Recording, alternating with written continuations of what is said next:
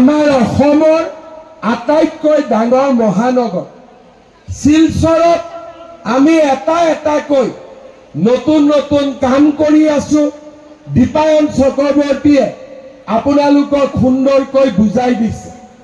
আজি গধূলি আমি শিলচৰ মেডিকেল কলেজত সুপাৰ স্পেচিয়েলিটি নিউৰলজি, নিউৰোসায়েন্স, কাৰ্ডিঅলজি, কাৰ্ডিয়াক সাৰ্জাৰী এইবিলাক কৰিবৰ কাৰণে 240 কোটি টকাৰে আজি আমি এটা সুপাৰ স্পেচিয়েলিটি হস্পিটালৰ কাম আৰম্ভ কৰি অহাবাৰ মই আহিম আমাৰ মধুৰাঘাটত এখন নতুন দলং আমি 100 crore rupees দি 100 কোটি টকা দি আমি মধুৰাঘাটত নতুনকৈ দলং বনাবৰ কাম আৰম্ভ কৰিম।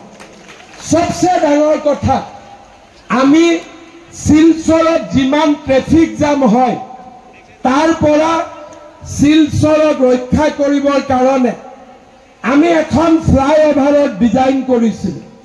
ল্যান্ড একুইজিশন বনোৱা 650 কোটি 650 crores ইমান টকা লাগিব। এখন নতুনকৈ ফ্লাইঅভাৰ বনাব, বজাৰৰ মাজেদি ফ্লাইঅভাৰ হ'ব যাতে শিলচৰত গুৱাহাটীৰ দৰে আমি ট্ৰেফিকটো ধুনীয়া কৰি দিব পাৰো। তাৰো কাম হৈ গ'ল। আমি ডিসেম্বৰ মাহৰ ভিতৰতে শিলচৰত টাউনত নতুন 650 কোটি টকাৰে আমি ফ্লাইঅভাৰ বনোৱাৰ কামো আমি হাতত লম।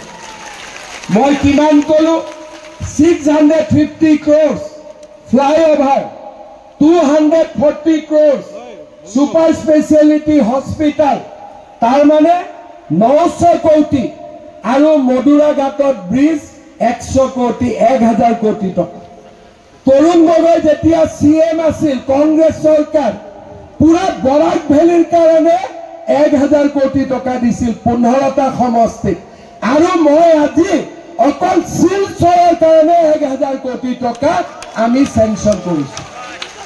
পুৰা কংগ্ৰেছে তাকো নিদিলে বেলেগ কথা, এনাউন্স কৰিছিল 1000 কোটি টকা সারা বরাক ভ্যালির জন্য। কিন্তু আমরা একেলা শিলচরের জন্য 1000 কোটি টাকা আজকে আমি অ্যানাউন্স করেছি। তার মানে আপনারা চিন্তা করক বরাক ভ্যালির ডেভেলপমেন্টর কারণে আমি কিমান কাম হাতত লৈছো। এতিয়া মই কৌশিক রায় কৈছো যে আমার দিল্লীত কাৰ্বি ভৱন আছে, দিল্লীত আমাৰ ডিমাসা ভবন আছে। মই কৌশিক ৰায় কৈছো যে বৰাক ভ্যালি ডিপাৰ্টমেন্টৰ পৰা দিল্লী, চেন্নাই আৰু কলিকতাত মেডিকেল ট্ৰিটমেন্টৰ কাৰণে বৰাক ভ্যালিৰ মানুহ যাব। একটা বরাক ভবন আমি তাত বনাব লাগে। বরাক ভবন হবে আমার দিল্লীতে, একটা হবে আমার কলকাতা, একটা হবে চেন্নাইতে হবে। মেডিকেল ট্ৰিটমেন্টৰ কাৰণে যিমান মানুহ যায় আমি যাতে বৰাক ভবনত আমি ৰাখিব পাৰো। কাৰ্বি ভবন হল